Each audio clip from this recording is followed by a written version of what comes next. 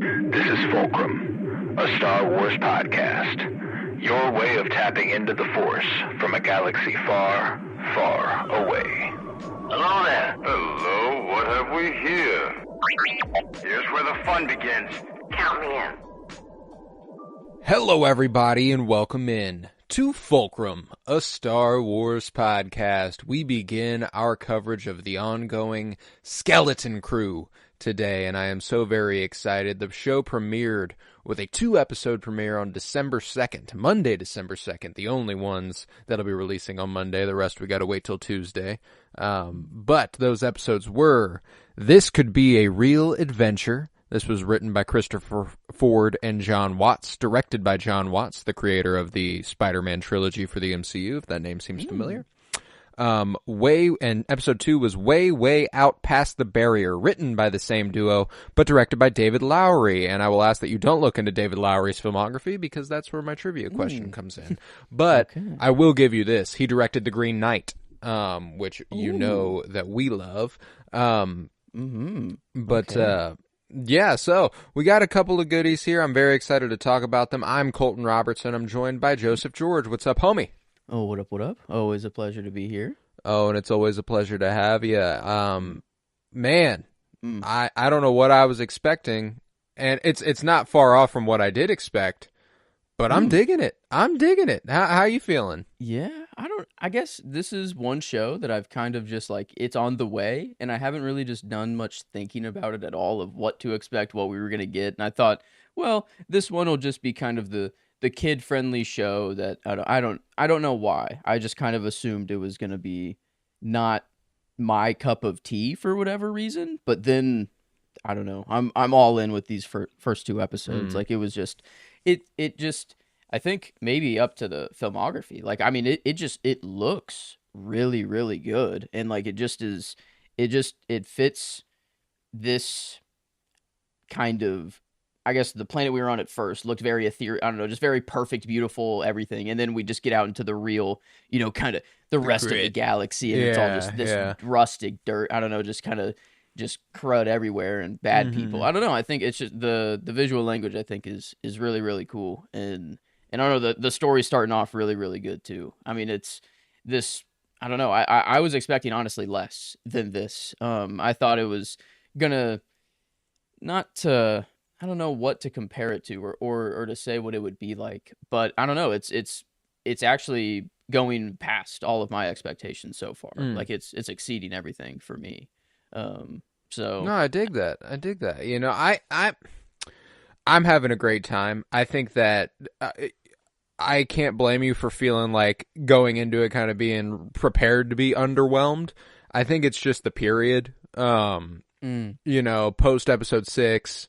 We're in the Mandoverse timeline sort of thing, and, while I've loved some of the stuff that's come out of there, I've also not loved a couple of the seasons of television that have come out of there, and so it's just kind of one of those in-betweeners where it doesn't feel, or when it came to Mandalorian and Ahsoka, it felt like, we're the target audience. Book of Boba Fett, we're the target audience, and while that's still for kids and stuff, it's very accessible to kids. This felt expressly for kids that we could access. You know what I'm saying? And I think that made it seem like, well, it'll be fun, it'll be enjoyable, but will it be as good? And I think it's damn good through the first 2 episodes, surprisingly good. Yeah, I think, and I don't know if people will complain just about child acting, like it's just they're children and not adults, but like I think that even, I don't know, the children that are in here, I think we're actually kind of holding their own pretty well. They do a great job. Yeah, I mean, there's a few times I think where it's, it's not just taking me out of the show or anything, but it's just like, I don't know, just kind of being used to some top tier actors, watching some top tier movies recently, and then but no, I don't know, I think it's they hold the kind of every kind of personality that the kids have at this age, like Wim just being the one that is just the dreamer. I don't know, just kind of the Jedi of the group. I don't know, and then Fern just being kind of the polar opposite, just kind of like the kind of pessimistic. I feel like she just kind of, just she's the badass. Yeah, man. There's serial liar going on, but I don't know, it gets I feel like all of it kind of stems from their parents though. Is that maybe what they're trying to get to? Is that like she feels like she has to constantly lie to like her parents or to get around and I was wondering, I guess, because Wim, we only saw his father, and then Fern, we only saw her mother. But Neil, did we see? Were there two parents there? Was there only just one parent as well for Neil? I don't remember in his house. The Yeah, elephant kind of I looking think only guy. one person shows as a paternal figure. That's interesting. I didn't clock that everybody only has one parent. Yeah, that just hit me right now. Actually, it's giving me like Giver or like Divergent or Yeah, some sort of just the dystopic that seems perfect on the surface. Yeah. No, I think it's funny because like going into it there was a bunch of, like suburbs in Star Wars, that's really weird, and then Star Wars was like suburbs in Star Wars, that is really weird, isn't it? I think that's funny. I think and I'm really excited for the mystery of At Attin. I think what they're setting up is, the mystery of Acolyte, which I loved, and the mystery of Ahsoka, which I didn't love. This is already more interesting to me than either of those. I think it reconnects us to, I think what's cool is that it's very clearly, and this, if there's any one gripe I can have, it's that its influences the Amblin movies of the 80s, Spielberg movies, E.T., Yes. all that good stuff. It's very, very obvious that's where its influence is coming from, but it's also obviously nowhere near as capable of making something that good. So that's kind of that tough middle ground, is that like if you have the production value and everything to make something that good, and you are, very obviously paying homage to it in a lot of regards, I don't know, it just does feel like it comes up short in that regard. But that's like legit I can't really think of another thing I would really gripe about. But we were talking about the kids' performances, and I think that they all fit perfectly into the 80s movie archetypes. They're very Stand By Me, they're very E.T., they're very Monster Squad was actually the most specifically the one that I got the most from. But they all fit their archetype, the whims, you said the dreamer, the leader without being the leader, and then the badass renegade who doesn't really follow the rules, and they're a little bit older, a little bit bigger, a little bit cooler than everybody else, and that's what Fern kind of gives us. Then you got the nerdy one, KB, and then you got the dweeb who's a little afraid, and that's that's him, So like, and they all fit that they all fit their archetype. They all work really well together. I think they have great chemistry, and it makes it really, really enjoyable to watch, man.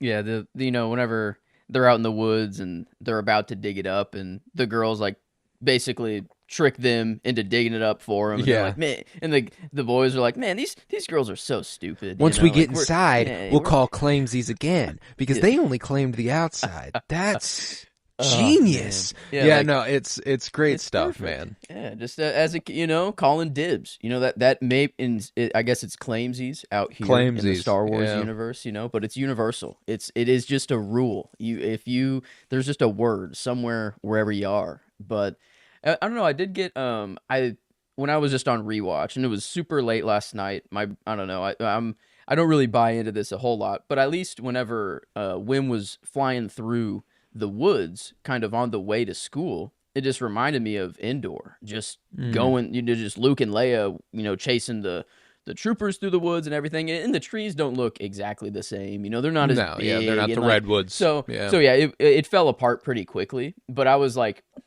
imagine after Endor, like, I don't know, the battle's there's just an absolute shit ton of just credits that just that after, I don't know, just after the battle was over, I don't know, maybe there's just so many credits that just were buried on this planet, buried on Endor or something. And so I was like trying to spin them, like, but in 5 years could this whole world basically pop up and like they'd keep I don't know, it's a whole civilization that's like been kept a secret, and it seems that 5 Well, years and doesn't that's really the other line thing up there. too, is that like their money isn't like credits. It's not Imperial credits or anything.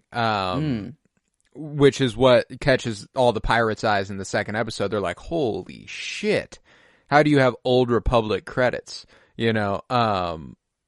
Oh, it's Old Republic. What? Wait, Well, and I that's the guess thing, is that in the New Republic era, what does Old Republic mean? Does that mean 25 years ago? You know what I'm saying? Like, does that mean 30 years ago, whenever it was legitimately the Republic prior to the Empire? That is the Old Republic now. So there's no telling if they mean that old or if they mean 300 years ago old, because one of my favorite theories right now is that, and I will mostly be basing my theory for At Attin off High Republic book material, Okay. because I see a lot of ties to some of the High Republic book content. There's the barrier around the planet.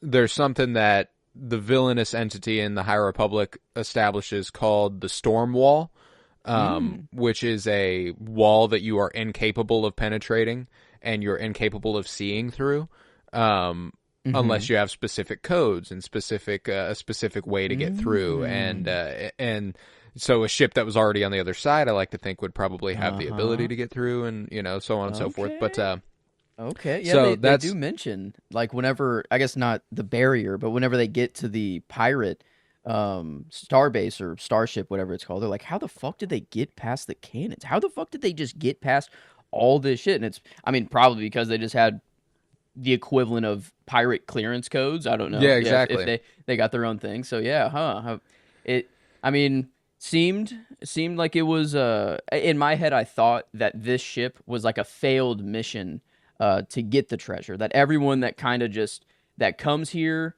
is, you go through the barrier, and then when you get through, your ship is just majorly fucked, and you're gonna crash every and I time. think you're on the right track there. I do think you're on the right track there. I don't know what would have, like, nobody escaped this ship. Like, they couldn't get out, otherwise they would have. They're skeletons in there. Like they died in there. Now, were they long dead by the time they landed and did because my other theory, one of my other working theories, is that the very, very opening, like the pirates breaking onto that ship and stuff, the guy in the helmet is Jude Law. What? I mean, it's his voice. It sounds so similar to him. Oh wow, I didn't even put them together. I mean, yeah, I wonder if they just casted him just because they knew the guy was going to be kind of got. But that's why I'm like, wait, he doesn't get got. He fights his way out. They don't actually end up showing us what happens. That's why I'm like, I'm fairly certain that guy who was their captain, who leads them to cold hard credits, is the guy we see locked up, because we also see Jaleel White, Urkel. He's on that ship, and he's at the end of the second episode.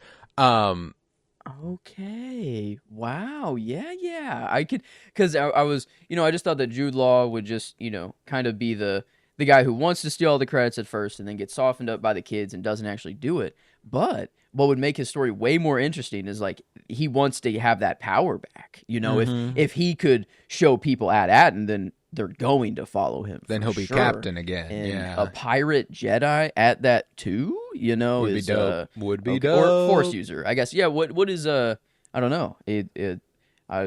Can we assume that he was on the light side, or like he's kind of just an unknown? I guess dark side users, or I don't know. I feel like they're more known, and that he would have just been like an inquisitor or something that left. I don't know. That's possible. Like, that's why I'm like, I don't really know how to take him, because if he was a Jedi with the Old Republic, and Jude Law, he's a swell looking man.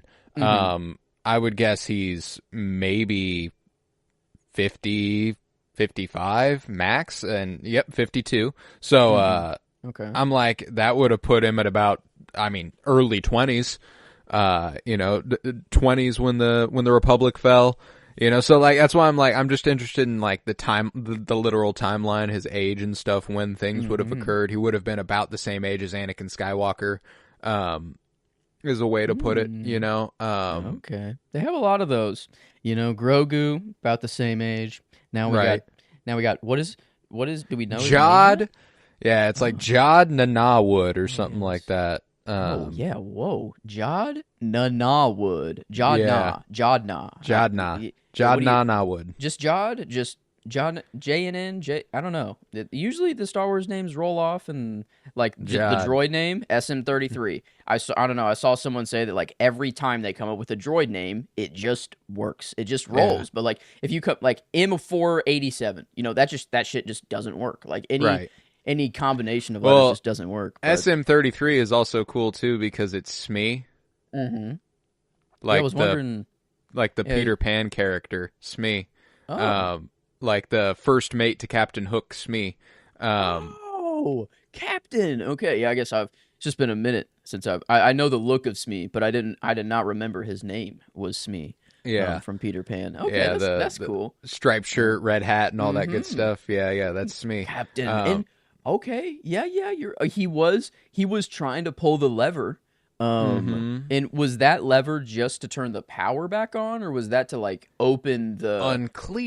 Unclear because he pulls it, the power spikes, it immediately crashes, all that good stuff. That's why I'm like, I don't know. I don't know what the goal was, and I'm assuming that's why it's fun because I love whatever they're building up with At Attin. And another thing that lends to my theory about the High Republic, and I have the theory that At Attin was lost even to the Republic and the Empire. I don't think they know, like... Did any of the kids have any of them made mention of the Empire? No. Or the existence of the Empire? I think their world is completely just secluded, right? Yes, it's off that. Like that is not. That's why like I think it's a lost and like the only way a planet gets lost, the lost planet of eternal treasure, is if it's been gone a long fucking time. You know what I'm saying? Like I don't think the Empire knew about this planet, and if they did, they tried to find it and couldn't. I'd be willing to bet it's been gone since the time of the High Republic, because another thing that they mention multiple times is the Great Work. Yeah. The Great Work. This is something that Chancellor Lena So from the High Republic books called her mission as Chancellor, the Great Works. The Great Works of the High Republic. They want to, it's a bunch of things. And that's the thing, is that with her, it was more narrowed to like what she aimed to get done as Chancellor. It was like her mission statement. It was like her platform was her Great Works. And if the aesthetics aren't strictly New Republic, like you see Farah, Fern's mom, what she's wearing and stuff, and she's got the blue cloak and stuff, and it could be New Republic. It's just enough to be New Republic, but it's also like it's a little unfamiliar. Yeah. That's why I'm like, I don't know. Like I like the idea that this has been missing for like hundreds of years, since the time of the High Republic. Which making it the follow up to the Acolyte would make more sense then. Man, yeah, just a sheer amount of credits. Like how could there be so many credits in this one spot? Like what is, and they do expressly mention Aldhani, which I thought was kind of interesting. That was cool. Name dropped Aldhani, and it's like, so, but those credits, the Heist of Aldhani, those are not Old Republic credits, or are they? No, they're Imperial credits. Okay. So that's because it was their payroll. It was the Imperial payroll. And is it? I mean, I don't know if I'm going too deep with this. Is it like that? It's just gold, and they can just reforge it with a new symbol and then call it an Old Republic, or like, does it? It is just, it had to have been made during the Old Republic. Like, there's I'm not sure. My money is that it is I don't know. I'm trying to think of a good example. Like, I don't know, no different than any currency we have now, like, what if one day we stop making nickels, and then in 200 years somebody has a roll of nickels Yeah. and they're like, holy shit, these are nickels, man. You know, like, I don't know. That's just kind of how I look at it. Like, it's just kind of, and obviously it's different valuation like crazy, but that's kind of how I look at it, is that like they just haven't seen this type of credit in a really long time. And I'm assuming they appreciate and value whenever your entire government rises and collapses and all that good stuff. And that's it seems to me that they're like, there either just had to be a shit, like this was a mint, or like this is where the credits were made initially, and then someone just took this planet, and I don't know, or like it feels like there had to have been an event, something that happened where a bunch of credits were involved, a government fell, or like someone took over a whole planet, it seems. But yeah, we're getting a Wizard of Oz sort of situation. How do you, like, without anyone knowing, you know, like that's the crazy thing, is that like, how do you take over a planet without just anyone having any clue? Or is the storm just on the outside? Like, is it just people see that and they're just like, oh, that's just a planet that you simply can't go to anymore? Like, is it just maybe they don't think it's man-made? A cloak. Oh. I don't think people, I literally think nobody can see it.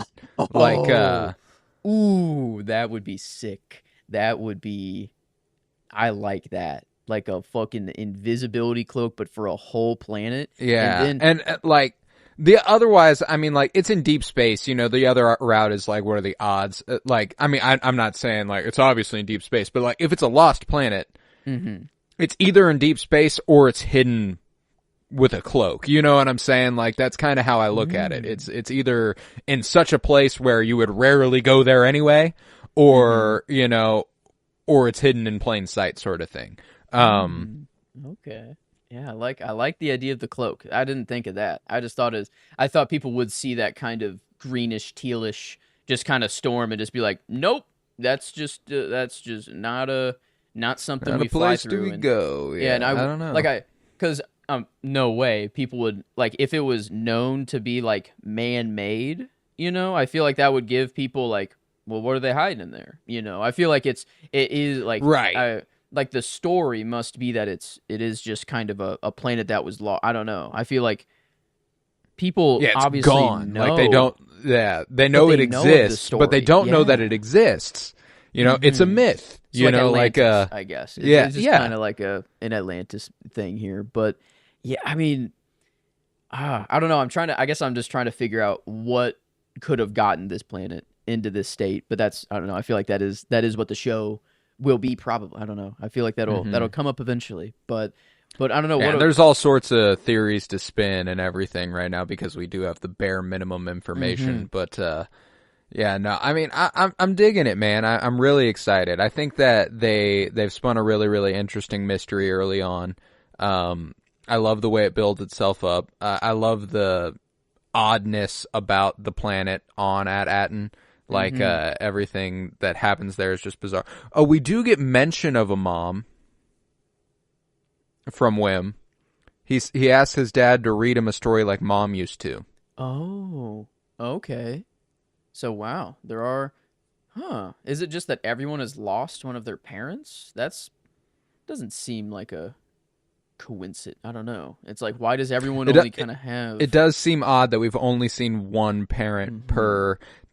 now I'm thinking, like, maybe Neil had to. I feel like Neil says something about his mom and dad. We don't see them, but I think he says something about when that, like, he's like, I want to get home to my parents, and you know, I think he does say something like that. So I won't commit too hard to that portion of the theory or anything, but I do think there's still obviously an oddness to everything occurring on At Attin, like the robot teachers. Which is not uncommon. We've seen that with Grogu and plenty of other places, you know, like, but what they're teaching, is really odd. Yeah, I guess they're I didn't really determining, just listen to It was Oh, just I a mean, it's bunch nonsense. Of, like, It's mumbo-jumbo it's is what it sounds analytical. like. Yeah, it's analytical, data driven. There's like no. It's not history. It's not. It's not science. It's it's math in its crudest form. Like it's like how to input shit into computers, essentially. Like the sort of stuff you would do at a desk at a 9 to 5. Which is why, like, whenever they're like, what do you want to be? And someone's like, I want to be an accountant. And they're like, I want to be an analyst. Wait, no fair. I want to be an analyst. Like, all of their jobs are desk jobs. That's what everybody does. And, like, I don't know. That's what makes it interesting. The whole for me is that Wim even knows about Jedi. And Neil know about the thing that's interesting is that it feels like they're so shielded that they wouldn't even know about shit like that, which makes it all the more interesting. And I don't really, I don't know where it. That's true. Where it he comes does carry from. around that like one little tablet thing that he kind of has like a Jedi story in or something that he like kind of checks every now and then, and maybe he. I don't know, just found that maybe he's actually not supposed to have that. I don't know. But yeah, that is, I guess, a little detail I didn't think of how they do know of the outside world. But and that's why, like, and I even came up with something there. I'm like, the High Republic was a period where the Jedi were really, really well regarded and really well respected. It's and we're also at a point now where post Empire, I'm sure they've been treated with some regard again because of Luke Skywalker and all that. But they don't make it. They make it more clear that this kid is familiar and that the world is familiar with Jedi than they are with the Empire. Yeah,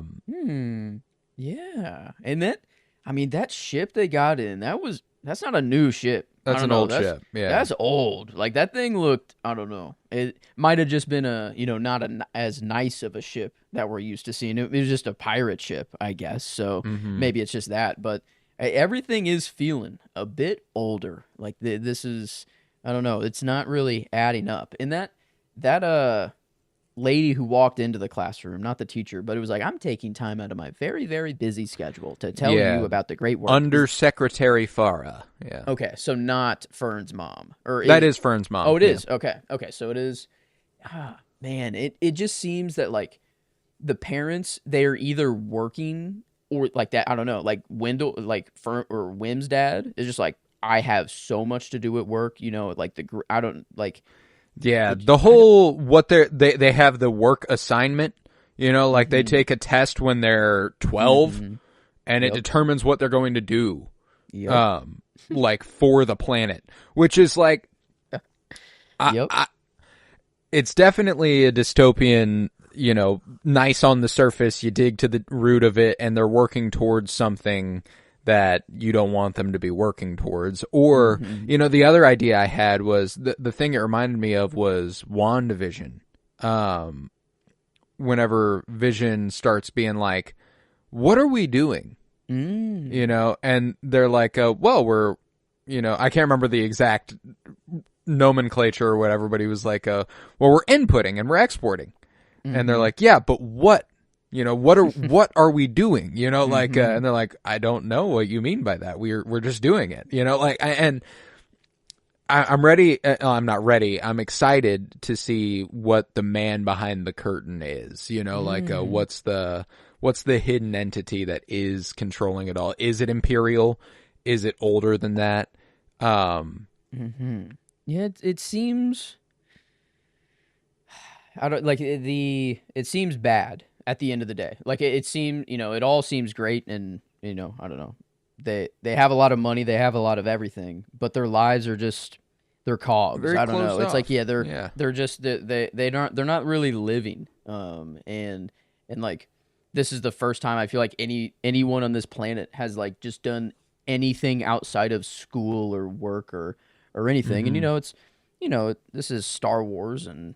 It sounds crazy, but I mean, like, I remember taking a test, and I don't know when it was, and then, we were all given colored schedules of what, of, like, if you're math-based, if you're art-based, if you're whatever, and I think that's right. That's more to help people, like, funnel down of where, find your path, But, I don't know, there's a lot of a lot of things in here that are just kind of niche. And that's what was interesting too, like how big of a fucking test does it have to be that if you get a 50-point penalty, you can still pass? That's fucking crazy. But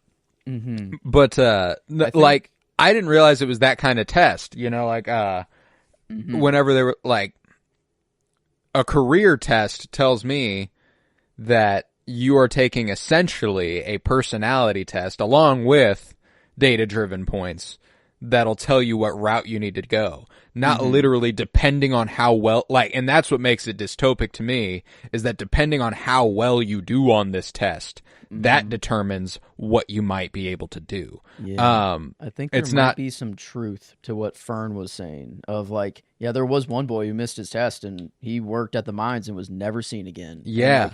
I don't know, maybe like if you just get a low enough test score and you're not going to be a good analyst, well, you're a laborer, labor.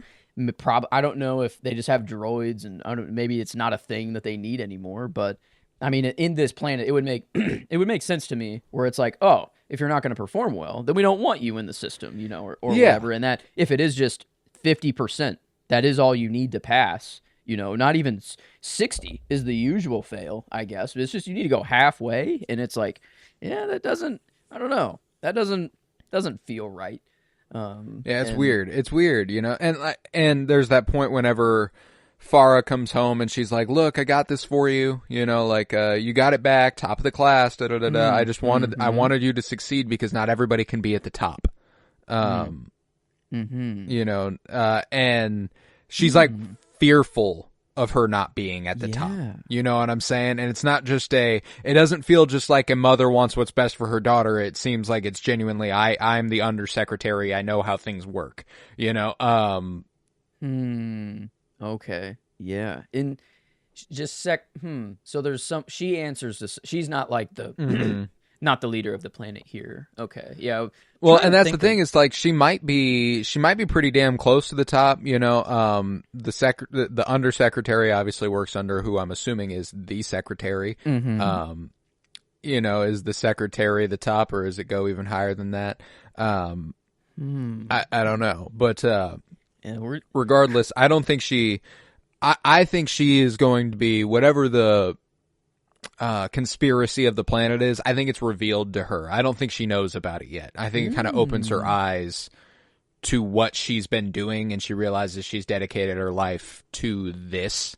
So I think she might know some of the bad things, but I don't think she knows the extent of it, if you will, because I really think that the reveal of whoever is controlling it, whoever does run it, that's probably going to be the most important thing to determine, if it's an Imperial and this planet is unknowingly working towards restoring the Empire or something, like they are, unknowingly helping rebuild their forces or something, and they're cogs in the Imperial machine. They're being born into it. Maybe it's the First Order. Maybe the First Order got a hold of it and they're building it up, and all these people will eventually be cogs in the First Order's machine. And I don't know. Okay, back in Andor times when they just used prisoners to make whatever they wanted. Maybe now it's like, well, we can't really do that now. It's we've been defeated, whatever. We have to actually just make people be prisoners themselves. It's like make them happy enough to where they actually just don't care and they don't even think about what they're doing. And it would be cool if it is like a final order. I was wondering if there's any connection to like any people in Mando or that era in like the pirates. We did see Vane. Yeah, that so that was pretty cool to see him pop up. And because he was with that green pirate dude, right? And he just he was in his crew, but then kind of just left after his ship blew up, right? He was out in his own ship, so he's still kicking it, right? He's still out there. He was really important for determining. This was the first time I've ever been like, is this story actually taking place where they're telling me it takes place? like in the timeline, and then he pops up and I'm like, yeah, probably. You know, like obviously it's a different species. You could do a lot with that. Like, oh, they could look like that for a while, you know, I don't know. But regardless, it was the first time that I've ever granted any credence to that sort of idea. You know, we've had that conversation before about different shows where we're like, is this actually taking place in the time they're telling us this is taking place, or are we going to get a reveal? And, you know, I've never really bought into that. And this is the first time I've ever felt like the mystery is broad enough where that's possible. Yeah, there's, I don't know, there's something, you know, I did, I forgot, maybe it was for Octu, say that it was like a teleported planet. I don't think that's what we're dealing with here either. It just, man, I don't know. There's something. Yeah, something fishy. Something is afoot. But it doesn't feel like it is just within the show. Like it feels like it is connected to something else, and I just can't quite. I don't know. Fill in the gaps. I hadn't considered the First Order thing, and I actually really, really like that idea. Like, maybe they are Imperial loyalists. Maybe the Empire. Maybe this is one of the Empire's contingency plans. Like they hit a planet, and in the event of the fall of the Empire, they could work to restore their power on this planet. Like this planet would, and maybe there's multiple planets out there that are like this. Now, what makes it a lost planet of eternal treasure? I don't know. That specific verbiage throws a wrench into that pretty hard. But I wonder if it is one of those, is it literal eternal treasure, or is the eternal treasure the forever reign of the Empire? Like, is that what the legend is? You know, like, is it a literal treasure, or is it a metaphorical, like, and yeah, they do open up that first ship and there's nothing in there and just one credit only. And I'm like trying to think if their vault on At Attin is also just empty, but Wim's dad just, I mean, slacked him some lunch money for the week, and it was just, you know, that amount just right there. And they were like, holy shit. Yeah. You know, like, oh, your dad gave it to you for lunch money, huh? Like, they're like, this boy's fucking rich. Take us to home, buddy. Maybe they even on the planet, maybe they don't have a shit ton, but they just act like they do, and maybe they just have enough for the planet. I don't know, but yeah, like to have a legend of a lost treasure and like all of that is why I'm like, could it have been in, like, it still is not Endor, but like a planet, something like it, where a massive battle took place next to it, and because of the battle, people thought the planet was lost forever. So it's just kind of like hiding in plain sight a little bit. But that's why I'm like, I could see it being. I have a tough time believing the treasure is just gold or just credits. You know what I'm saying? Like, I think I think that's what's going to be like the psych. You know, like like the planet itself is the treasure of some kind, whatever that is. Maybe it's a battle station. Oh, you know, fuck. You know, like maybe this is, you know, I know that the First Order built itself into the side of Ilum or whatever. So like, I know this isn't that, but if it could be, it was the first shot at that. Maybe the Empire attempted. I don't know. But man, yeah, this blue greenish, you know, storm, Starry Night, yeah, the sort barrier. of vibe. Yeah, the barrier. Man, I mean, it obviously, I feel like it isn't a natural phenomenon. I think it is very no, it's very clearly hiding the sky from, like, they didn't know what stars were. Yeah, and that's like, I don't know. I'm just I wish we could just turn off every light on planet Earth every night and really see the sky, because it's kind of the same thing. Like, I mean, not really. Like, I don't think we've reached dystopian levels, but it's like there's a few things in the show that kind of is like, man, like it kind of is like our world. Like we don't see the sky like people used to back in the day, and like I wonder, just does that keep people from wondering as much as they used to? You know, does it keep you more grounded and just like not even thinking of anything else? Oh, I think they're definitely. That's 100% purposeful, you know, like, I think that this being the most relatable world is going to end up radicalizing kids. Yeah. You know what I'm saying? Like, one of the things that I was initially kind of skeptical about was that Star Wars is, and this was like when it was first announced and stuff, you know, I'm by no means here anymore, but it's supposed to be beyond our imaginations, you know, using what we know to tell a story even larger than we can comprehend, you know. But being a kid and watching this story take place on a planet in a neighborhood that's similar to your own, just Star Warsified a little bit, I think that can make the kids, like, it makes it possible for them on a level that it never was prior, you know, like, oh, I don't live on a desert planet. Oh, I don't live on this. I don't live there. I don't live there. I live in the suburbs, you know what I'm saying? And this kid found a fucking planet, found a starship and took off to the sky. Like, I think that's pretty cool, you know? Yeah. So, like, I think that there's a certain level of, it makes it more real for a kid watching. I think that's dope.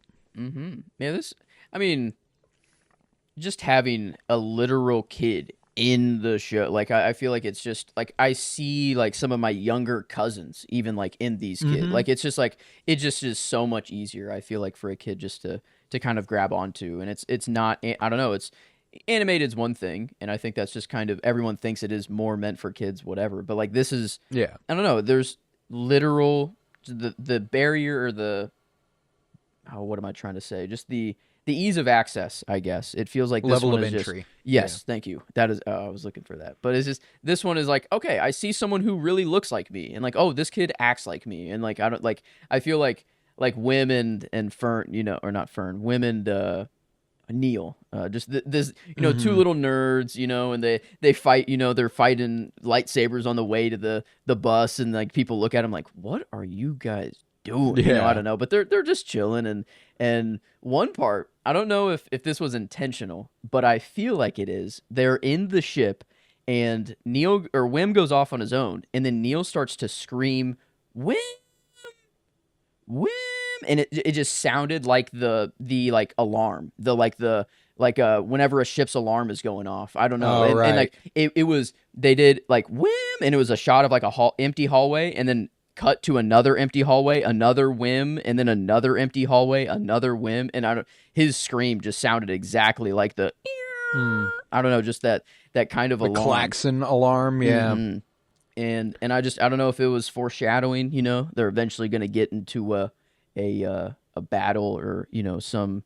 I feel like they're in the pirate world, you know, and people are like, I feel like this ship and like this. I wonder if SM-33 and the crew was like known before. If this was like, holy shit, that is blah blah blah ship. That's like the lost crew of how the fuck did they get this dude's ship? And then I feel like they're just going to be tracking them. You know, it's just At Attin. I don't know. There's nothing more the pirates want, I feel like, than kind of to chase after this. You know, what is more? It's Treasure Planet. Yeah, come on. Yeah. What more could you want? And I don't know. I feel I wonder who this crew might have been before. And if they are going to be kind of known, and you know, because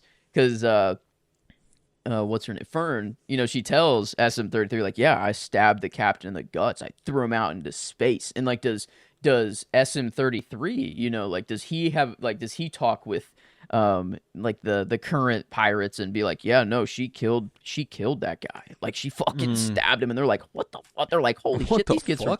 At Attin is actually, you know, maybe, I don't know. At Attin's about that action. I don't like, they just maybe they're such a mystery that you're like, you don't want to fuck with them kids, you know. But like, I don't know.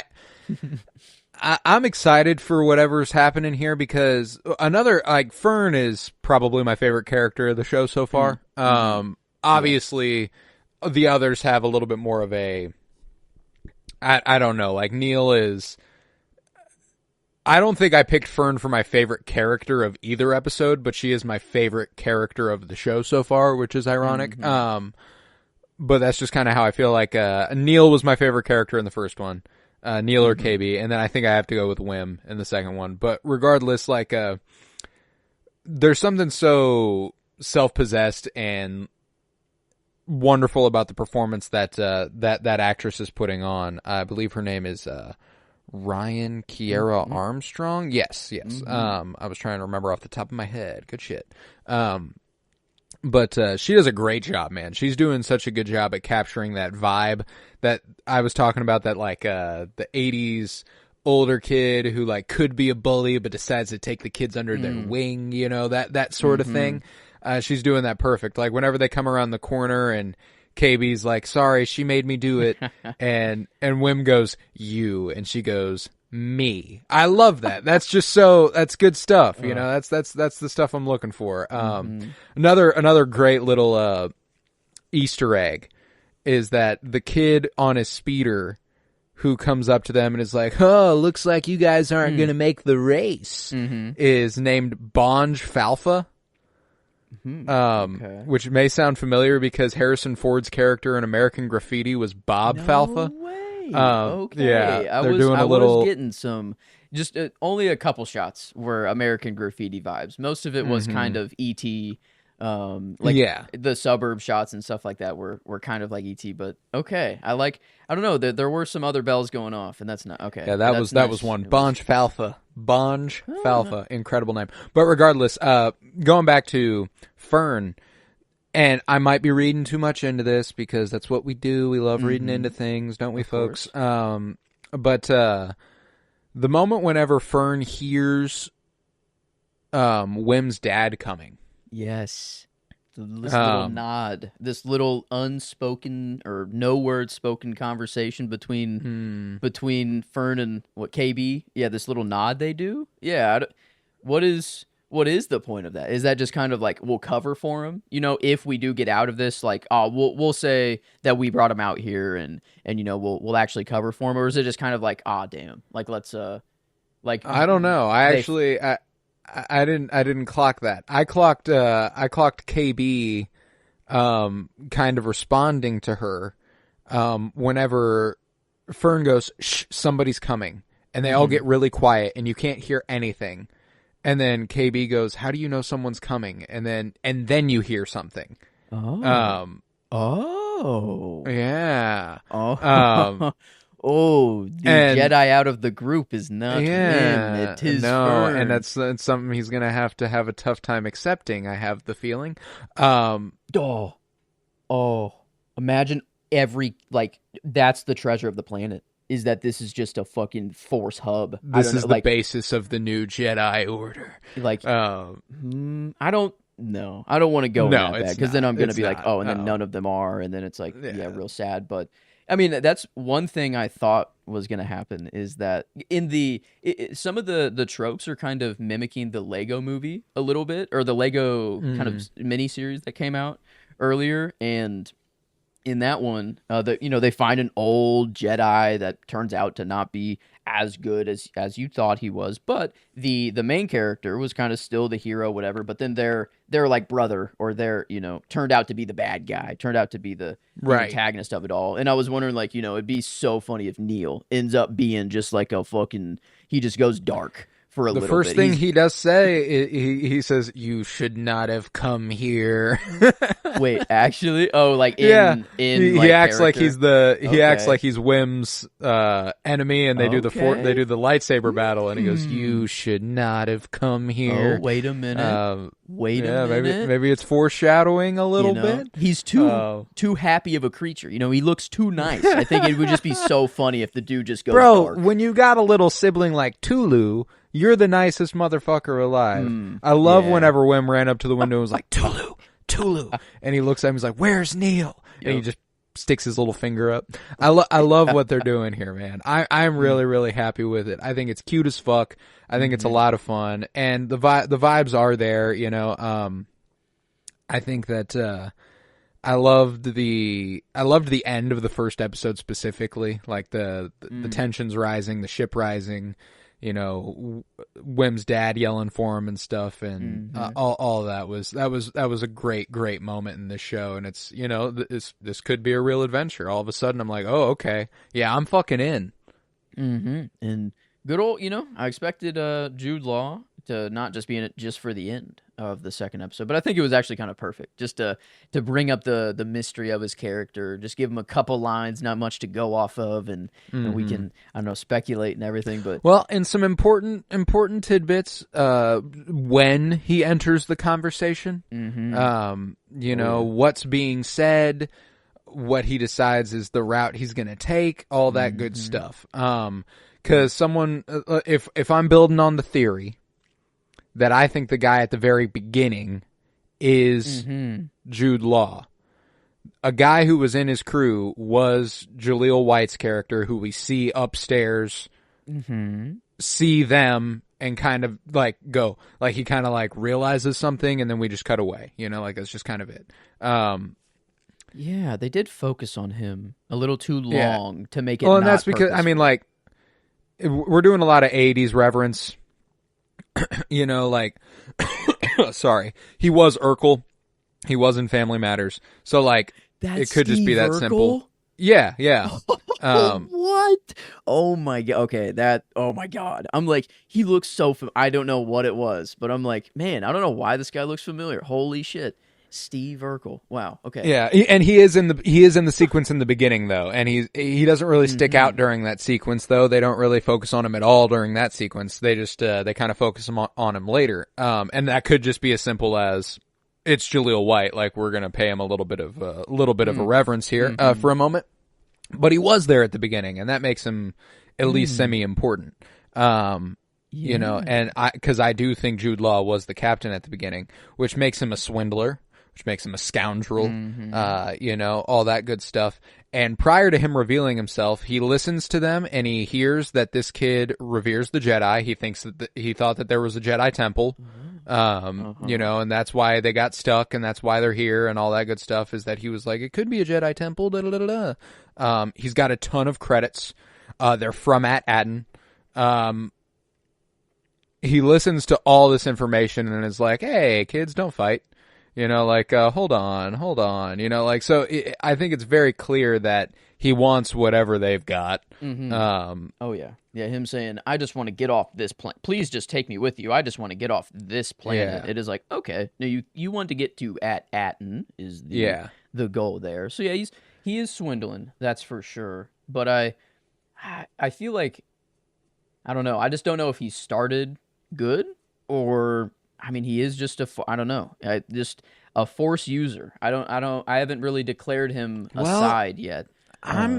This is the first time I've ever been like, I don't know how to explain it. Is there any chance he's not a Force user and that there's some sort of, you know, I don't know. I don't know what I'm getting magnet at. Like, type shit. Like, this is yes. tech. Is that is this whatever fucking Kumail Nanjiani's character was doing in Obi-Wan Kenobi? You know what I'm saying? Okay. Like, it's the first time I've ever been like the skeptic about somebody using the Force. I'm like, I don't buy it. There's just something about him that I don't buy it. I don't believe it. I think that yeah, because no way it's a whole operation. This was set up from the get-go, and like it's.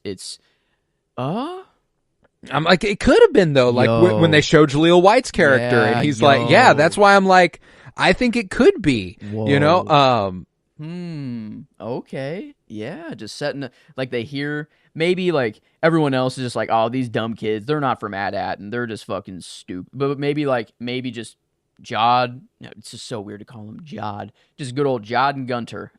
It feels like the only duo that. You know, I don't know. Gunter seems to be the only one who's really riding for Jod still. If they are the same person, but I think I'm buying that now. That just feels like it is. It just has to be. But I want. Is there enough to, you know, in Obi-Wan, like that was a whole operation. You know, it was like that's what he did for a living. But it feels like like he just got locked up here. You know, and like it was. Maybe they do have that tech. Like, it would be a perfect pirate, you know, tech of like just you get captured all the time. You need you know, you need the keys, I don't know, you know, and, like you get sent to the brig, etc. Well, that's what I was also thinking was like, is there any chance he wasn't locked up there and like there's just some sort of back entrance that he could emerge from and all that good stuff. Like, I'm curious if there's a whole operation going on here that like that they can swindle people that they are that are easy targets by doing this. You know, like I don't know. That's why I'm like, and obviously that's a little bit of a reach, but that's kind of where my head's at. That's how much I don't trust this Jude Law character immediately, I guess is the point I'm making. His name sounds bad. I don't know. Jod Nawood just doesn't sound good. Jod Nawood. But yeah, I usually in anything Star Wars, it's like, oh, is this person Force sensitive? That's always the question you ask. It's like, do they have the Force? Are they going to be a Jedi? But it would be... Well, and the kids just feel like such a easy target. You know, Wim wants to believe, and he's taking advantage of that, and that's just kind of where I think things go off the handle here, because, like, you get an adult, you might get a skeptic, you know? And I think Fern is probably going to be a little bit of a skeptic. You know what I'm saying? I think that Fern's going to be our entryway to kind of being like, we shouldn't trust this guy. Whereas I think that Neil's going to kind of listen to her and kind of be like, yeah, I don't know, Wim. And Wim's going to kind of take control because it's a Jedi and he wants to listen to the Jedi and he's dreamed of this and all this good. That's why I'm like, it's a little... I don't know. And just like his air when he goes, can you keep a secret? You know, like it feels like he's trying really hard. I don't know. I don't buy it. I don't buy it. There's something more to him. I don't know. Yeah, there is more going, obviously. And oh man, but it's only 2 episodes in a show that I didn't think I thought I obviously was going to watch it, and it's new Star Wars, but I didn't think I would be this in. I didn't think I would be kind of theorizing again. I don't know. Like, just it's been a while since to throw some crazy theories out there. I feel like I haven't gotten as crazy as like the, Boba bringing water back to Tatooine. I don't think I could go. Whenever it was yet. the Bitches 4 back in the day, we kind of let things fly. Like we got to build on each other in a way that was a little different. Yeah.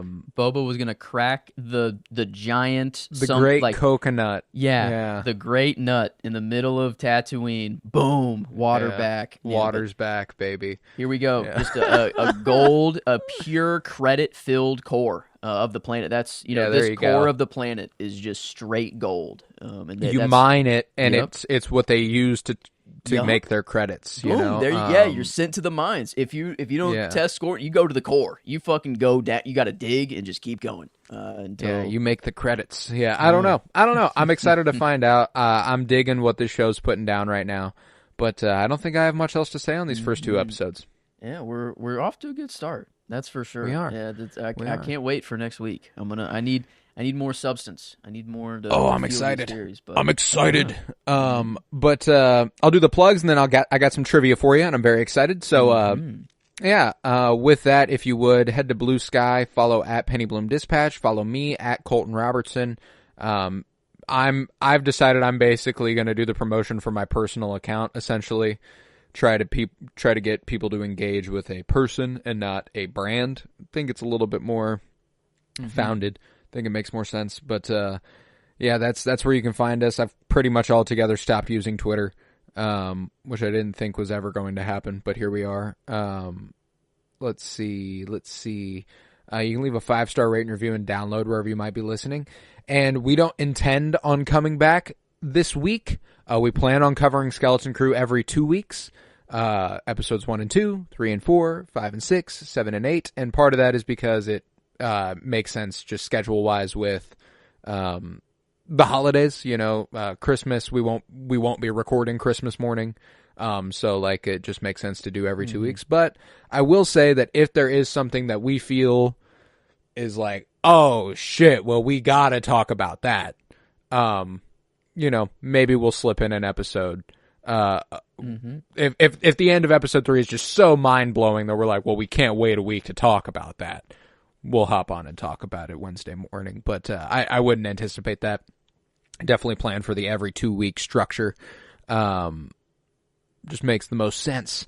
But yeah, so we got a lot to look forward to.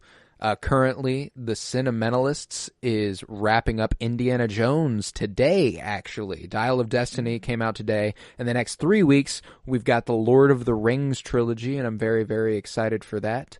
When it comes to Death by Television, we are going to be covering Creature Commandos. We're going to do 2 episodes on Creature Commandos, one halfway through the season and one at the end of the season. So here in a couple weeks, you can expect our episode on Creature Commandos. And we're going to be covering Skeleton Crew here for the next several weeks, and then that'll bleed into Rebel Season 3, hopefully. So, yeah, stick with us. You won't be disappointed. Leave a 5-star rate and review and download wherever you might be listening, like I said. So now it's trivia time. I got a goodie for you. Mm-hmm. Now this is a behind the scenes one. Nothing that pertains particularly to this besides a cast member and a director. Recently, like within the last, I think it was last year. I think it was 2023. David Lowery directed a film adaptation of a classic children's story, and it starred Jude Law. Okay. Who plays Jod Nanawood.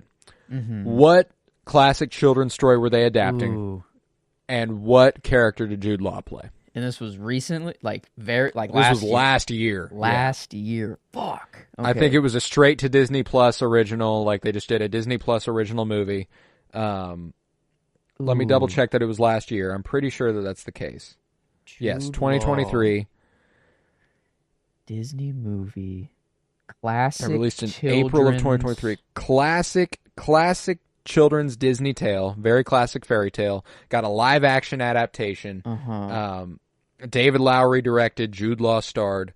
Live action. Oh, what did they remake? Oh my God, what did they remake? I feel like I didn't watch it, but I think the only way I know about it is like, why are they doing this and not just making something new? I think is right. And what is we talked about it. Oh, yeah, we expressly talked about it. Oh my God. Oh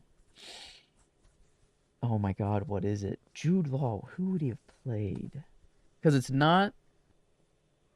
That's why I added that. I thought maybe you'd be able to get to the heart of it quicker via that. Jude Law. So would it?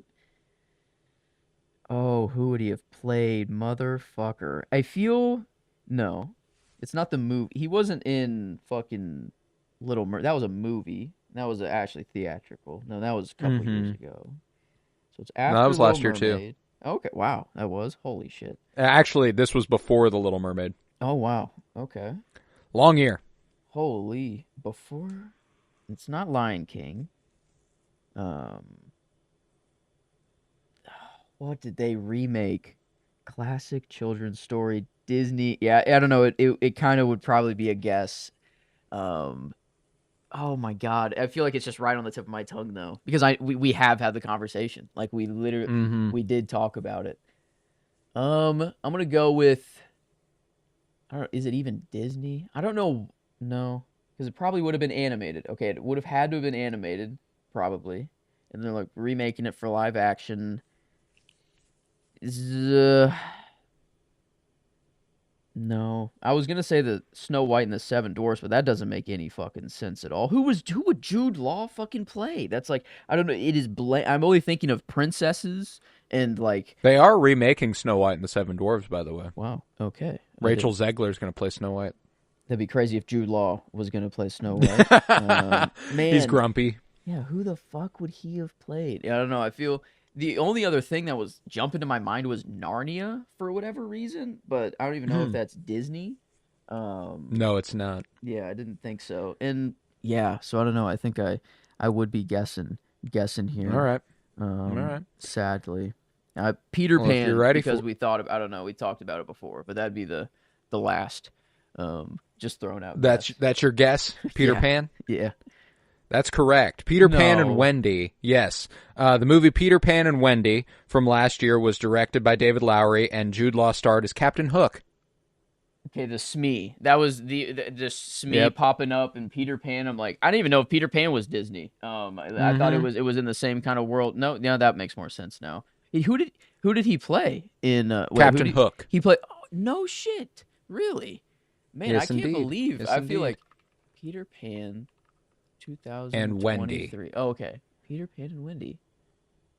Wow. Yeah, no, visually, I haven't even seen a shot of this movie before. Yeah. No, yeah, it didn't. Wow. It's not very good. I mean, it's not bad. It's not by any stretch like an awful movie or anything. It's just. I was so defeated. It's kind of a nothing movie. Oh my God, I was so defeated with Peter Pan. I was like, I don't know. We talked about it today, and I'm like, maybe that's why we brought it up today. Is like a. Yep. Is I don't know, but wow. Okay, I completely flipped 180 there. I felt so defeated, and then, okay. Yep, it is Peter Pan, yeah, and and that's David Lowery and Jude Law teamed up, obviously, for the second episode here, directed by David Lowery, starring Jude Law for the first time, and I believe that David Lowery will be directing another episode, and I think it's the next one. I think it's episode 3, so got that to look forward to. Great director, can't wait for The Green Knight. I'm actually seeing The Green Knight in IMAX on Wednesday, and I'm so excited.